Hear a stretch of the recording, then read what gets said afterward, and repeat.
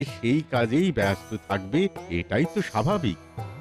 কিন্তু যে যে কাজের উপযোগী সেই কাজ বাদ দিয়ে অন্য কোনো বিষয়ে কতটা জ্ঞান আছে সেটা কিন্তু ভাবার বিষয়। হুম, নিশ্চয়ই গুরুদেব, নিশ্চয়ই। অত্যন্ত সামান্য জ্ঞান সবার প্রত্যেক বিষয়ের ওপর থাকাটা জরুরি, তা সে সামাজিক হোক, ধর্মীয় বা আর্থিক হোক।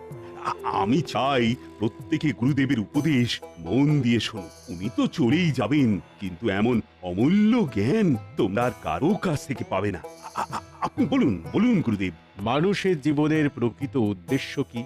সুস্থ থাকা এবং ভালো থাকা। ঠিক ঠিক, ঠিক। ঠিক। এখন এই মানুষের মধ্যে মহাপুরুষকে, যে নিজে কখনো রেগে যায় না, এইটাই হলো মহাপুরুষের বিশেষ গুণ। তার কথায় হয়তো অন্য লোকে রেগে যেতে পারে, কিন্তু সে কোনো অবস্থাতেই রাখবে না। এই মহাপুরুষের সংখ্যা সারা পৃথিবীতে খুবই অল্প।